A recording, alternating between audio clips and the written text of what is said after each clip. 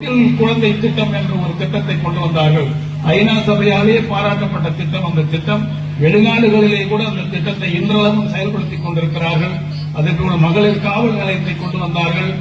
உள்ளாட்சி தேர்தலில் 50% பெண்களுக்கு கொண்டு வந்தார்கள். இப்படிப்பட்ட திட்டங்கள் எல்லாம் இந்திய அளவிலேயே இன்றளவும் பேசப்படுகிற திட்டங்கள். ஆனா இன்னைக்கு கருணாநிதி ஆட்சி, அவருடைய பையன் ஸ்டாலின் நடத்துற ஆட்சியில அம்மா கொண்டு வந்த எந்த திட்டத்தையும் அவர் சரியா செயல்படுத்துறது இல்லை. அம்மா திட்டத்தை விட்டுட்டு இப்ப அம்மா மருந்தகத்துக்கு பதிலாக அப்பா மருந்தகத்தை கொண்டாடுறாரு. எந்த அப்பா அவர்களுக்கு சொல்றாருன்னு தெரியல. எனவே இங்க அவரை பத்தி கூட சொன்னாங்கல்ல, ஸ்டாலின் அப்பா அப்பான்னு கூப்பிடுறாங்க. அம்மான்னு கூப்பிட்டா அதுல ஒரு மரியாதை இருக்கும். ஏனென்றால் அம்மா அம்மாதான். அதே போலவே யாருப்பா உங்க அப்பா அப்படின்னு கேட்டா இவர் எங்க அப்பான்னு சொன்னா அதுக்கு என்ன அர்த்தம்? யோசிச்சு பாருங்க. எதை சொல்லுகிறோமோ அதை சொல்லுகிற பொழுது யோசிக்க வேண்டும். அப்பா என்று எல்லோரும் சொல்லிவிட முடியாது. அம்மா என்பது ஒரு தாய் ஸ்தானம். எனவே அது வேறு அப்பா வேறு என்பதை புரியாமல் அப்பா என்று அழைக்கிறார்கள் என்று பெருமைப்பட்டுக் கொண்டிருக்கிறார் ஸ்டாலின் அவர்கள். புரியாமல் பேசிக் கொண்டிருக்கிறார்கள். எனவே அதைத்தான் அண்ணன் டிடிவி தினகரன் அவர்கள் அதற்கு சரியான விளக்கத்தையும் கொடுத்தார்கள்.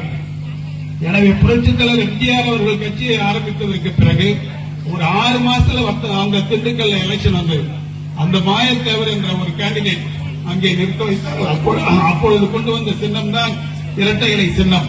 அந்த இரட்டை இலை சின்னம் மாயத்தேவருக்காக பெற்றுக் கொடுத்த ஓட்டுகள் 6 மாத கால கட்சியாக இருந்த அதிமுக சார்பாக என்ற மாயத்தேவர் பெற்ற ஓட்டுகளை கூட்டி பார்த்தால் எல்லா கட்சியும் சேர்ந்து வாங்கின ஓட்டை விட இந்த மாயத்தேவர் வாங்கின ஓட்டு அதிகம். அப்ப 6 மாசத்திலே இன்னைக்கு புதுசா எவனா கட்சி ஆரம்பிக்கலாம், மக்கள்கிட்டே போகாம நான் முதலமைச்சருங்கிறான்.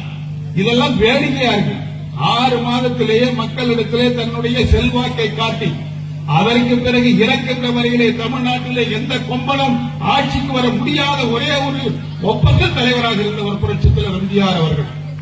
கருணாநிதியே சொன்னார், என்னுடைய கட்சி இனிமேல் எலெக்ஷன்ல நிற்காது, எந்த மோசடி பத்திரிகை இழுத்து மூடப்படும் என்று அதிகாரப்பூர்வமாக அறிக்கை விட்டவர் நம்ம இந்த கருணாநிதி அவர்கள்.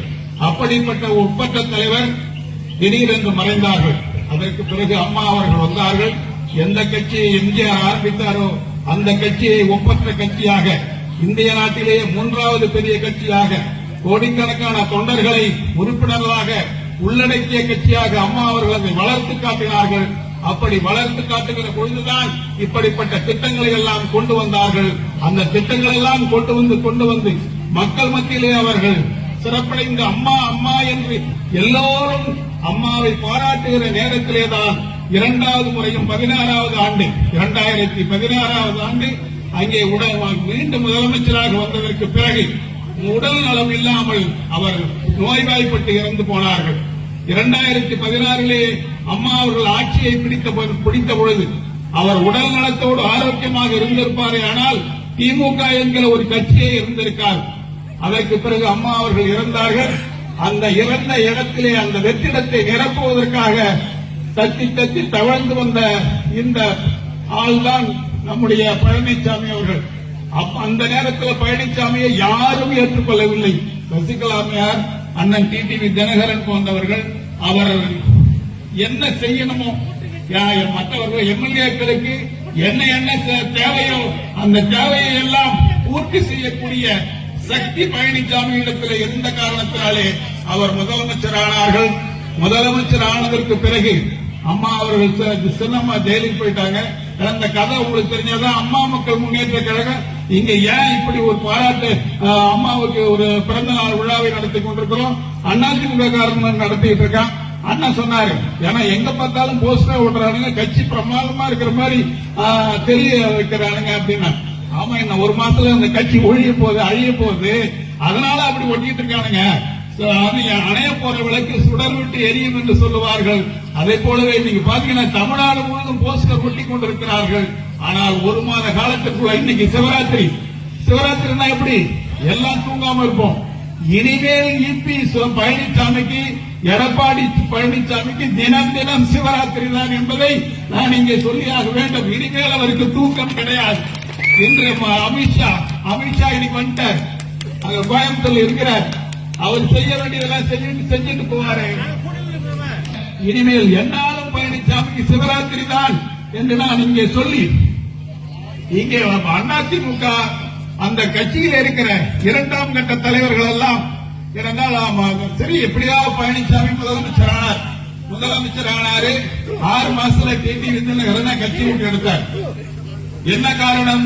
எதற்காக ஏன் எடுத்தாய்? அப்படி எடுக்கப்பட்ட காரணத்தினாலேதான் துரோகம் செய்த அந்த பழனிசாமியிடம் இருந்து அதிமுகவை மீட்டெடுக்க வேண்டும் என்கிற அந்த கொள்கை கோட்பாட்டின் அடிப்படையிலே அம்மா மக்கள் முன்னேற்ற கழகத்தை அண்ணன் டிடிவி தினகரன் ஆரம்பித்தார்கள். 7-8 ஆண்டு காலமாக நாங்கள் இந்த கட்சியை நடத்திக் கொண்டிருக்கிறோம். நிச்சயமாக அண்ணன் டிடிவி தினகரன் அவர்கள் அம்மா மக்கள் முன்னேற்ற கழகத்தினுடைய பொதுச் செயலாளர் அதிமுகவையும் இரட்டை இலையையும் மீட்டெடுப்பார், நிச்சயம் மீட்டெடுப்பார் என்பதை நான் இங்கே சொல்லியாக வேண்டும். ஏனென்று சொன்னால் 6 மந்திரிக்கு ஒரு மாசத்துக்கு முன்ன போய் பார்த்துட்டாங்க. பெரும்பாலும் செங்கோட்டையெல்லாம் எனக்கு ஒரு குடும்ப நண்பராக 10 ஆண்டு காலம் நான் இருந்தவன். அவரை பற்றி எனக்கு நன்றாக தெரியும். பெரும்பாலும் கவுனம் மீன்ல நழுவணம் மீனா இருக்கிறவர். அவர் தனக்கு தன்னுடைய பொசிஷன் சரியா இருக்குன்னா அது கண்டி ஓடுன்னு சொல்லி ஓடிட்டே இருக்கிறவர். ஆனால் இந்த தினம் அத்திக்கடவு அவிநாசி என்கிற அந்த திட்ட பாராட்டு விழாவிலே எம்ஜிஆர் படமும் இல்ல, அம்மா படமும் இல்லாத ஒரு விழாவிலே பழனிசாமி கலந்துகிறார். பழனிசாமி எப்படிப்பட்ட தலைவர் சிந்தித்து பார்க்க வேண்டும். ஒரு தலைவர் என்று சொல்லுகிறவர்கள் எல்லோரையும் அரவணைக்க வேண்டும். அதையும் தன்னை எதிர்க்கிறவர்களை அரவணைக்கிறவர் தான் மாபெரும் தலைவராக இருக்க முடியும். எம்ஜிஆரும் சரி அம்மாவும் சரி அப்படித்தான் இருந்தார்கள். எம்ஜிஆர் கட்சி விட்டு நீக்கும் பொழுது நாவலர் நெடுஞ்செழியன் தான் கையெழுத்து போட்டவர். ஆனா அதே நாவலர் நெடுஞ்செழியனை அழைத்து நிதியமைச்சராக்கினார்கள். அதே போலவே நம்முடைய அம்மாவுக்கு எதிர்ப்பாக ஆரம் வீரப்பன் இருந்தார்கள். ஆரம் வீரப்பனை அழைத்து கல்வி அமைச்சராக்கினார்கள். அதுதான் அம்மா, அதுதான் எம்ஜிஆர். ஆனால் பழனிசாமி என்ன செய்தார்? அவர்கள் பதவி வாங்கி கொடுத்தவர்களையே துரோகம் செய்து அவர்களை எல்லாம் கட்சியை விட்டு வெளியே அனுப்பினார்கள். ஓபிஎஸ் தயவாள ஆட்சி நடத்தினாரு, பிஜேபியுடைய தயவாள ஆட்சி நடத்தினாரு. இன்றைக்கு அவர் எல்லோரையும் துரோகம் செய்து எல்லோரையும் அனுப்பிவிட்டு தனியாக ஆவர்த்தனம் நடத்திக் கொண்டிருக்கிறார்கள். எனவே பழனிசாமி அவர்கள் என்ன நினைத்துக் கொண்டிருக்கிறார்கள்?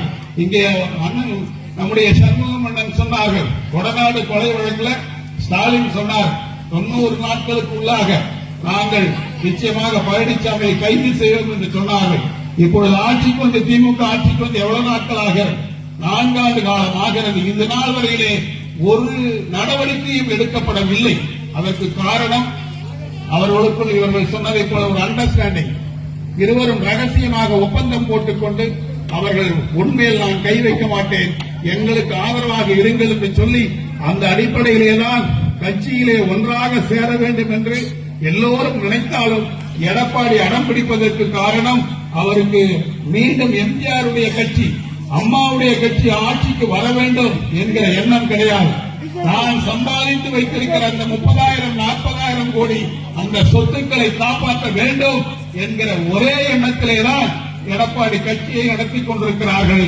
எனவே அவர் அதனால்தான் அறிக்கை விடுறார், ஓனாயும் வெள்ளாடும் ஒன்னா இருக்காது, பயிரும் கலையும் ஒன்னா இருந்தா வெள்ளாம வராது. அப்ப கலையை நீ புடுங்கிட்டல, நீ என்ன இப்ப புடுங்கின? அந்த உன்னுடைய பயிர் வெள்ளாமை கொடுத்தனா? 13 தேர்தல்களிலே தோல்வி விட்டிருக்கிறாயே.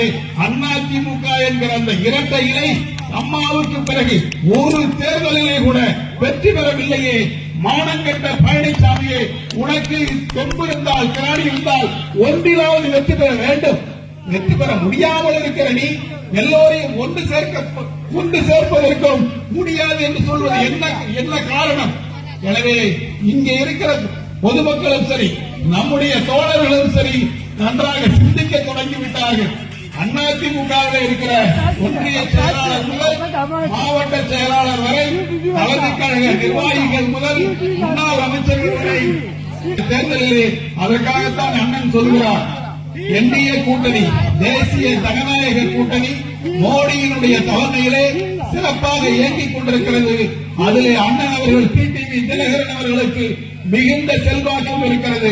மோடி அவர்களும் அண்ணாமலை அவர்களும் அண்ணன் டிடிவி தினகரன் அவர்களிடத்தில் அன்பாக இருக்கிறார்கள். என்டிஏ கூட்டணி நிச்சயமாக வலுப்படுத்தப்படும். அப்படி வலுப்படுத்துகிற முயற்சியிலேதான் இந்த இடம் அமித்ஷா அங்கே சிவராத்திரியிலே கலந்து கொண்டிருக்கிறார்கள். நிச்சயமாக இன்னும் ஒரு மாத காலத்திற்குள்ளாக இங்கே இருக்கிற நிர்வாகிகளுக்கு சொல்லிக்கொள்ள கடமைப்பட்டிருக்கிறேன். பழனிசாமியுடைய கதி அதோகதியாக மாறும். அங்கே இருக்கிற மக்கள், அங்கே இருக்கிற தலைவர்கள் எல்லாம் நிச்சயமாக ஒரு நடவடிக்கை எடுக்க இருக்கிறார்கள். இந்த தேசிய ஜனநாயக கூட்டணியும் வலுப்பெறும் என்று கூறி அந்த கூட்டணியிலே உண்மையான அம்மாவுடைய தொண்டர்கள், உண்மையான அம்மாவுடைய ஆட்சியை நாம் ஏற்படுத்த வேண்டும், கொண்டு வர வேண்டும் என்று நினைக்கிற உண்மையான தொண்டர்கள், நிர்வாகிகள் ஒன்றாக சேர வேண்டும் என்று அண்ணன் டிடிவி தினகரன் அவர்கள் அழைப்பு விடுத்திருக்கிறார்கள். என்டிஏ கூட்டணியிலே வந்து சேருங்கள். ஒருவேளை பழனிசாமி வந்தால் நான் கூட தேர்தலிலே நிற்காமல் இருக்கிறேன் என்று அவர் சொல்லுகிறார். அது அப்படிப்பட்ட ஒரு வார்த்தை வருகிற பொழுது நீங்கள் எல்லாம் சிந்திக்க வேண்டும். அம்மாவுடைய ஆட்சி வந்தால் போதும், எம்ஜிஆருடைய ஆட்சி வந்தால் போதும். இங்கே திமுக கிரிய சக்தியை வீழ்த்துவதற்கு அம்மாவுடைய தொண்டர்கள் ஒன்றாக சேர்வோம், வாருங்கள் என்று அண்ணன் அழைக்கிறார்கள். எனவே சிந்திக்க வேண்டும். நம்முடைய தோழர்கள் எல்லாம் சிந்திக்க ஆரம்பித்து விட்டார்கள். அது நடக்கும், நிச்சயமாக நடக்கும். எனவே 2026 நாம் என்டிஏ கூட்டணி தேசிய நிச்சயமாக அந்த கூட்டணி அரசாங்கம் அமையும். நம்முடைய தேசிய ஜனநாயக கூட்டணியுடைய தலைமையில் அமைகிற அந்த அரசாங்கத்திலே அண்ணன் அவர்கள், டிடிவி தினகரன் அவர்கள் நிச்சயமாக மகுடம் சூட்டிக் கொள்வார்கள். நாம் அவருக்கு மகுடம் சூட்டுவோம், அதற்கு அயராது உழைப்போம், அதற்கு அண்ணன் அவர்கள் காட்டிய வழியிலே நாம் செயல்படுவோம். ராஜதந்திரமாக அவர்கள் எடுக்கின்ற முடிவுகள் நிச்சயமாக நல்ல முடிவுகளாக இருக்கும். எனவே அந்த பாதையிலே பயணிப்போம். அண்ணனுக்கு வெற்றியை நாம் ஈட்டித் தருவோம். அம்மாவுடைய பிறந்த நாள் விழாவிலே இதை ஒரு உறுதியாக சபதமாக ஏற்று தேசிய ஜனநாயக கூட்டணியிலே நாம் நிச்சயமாக பாடுபட்டு உழைத்து வெற்றி பெறுவோம் என்று கூறி முடிக்கின்றேன். நன்றி, வணக்கம்.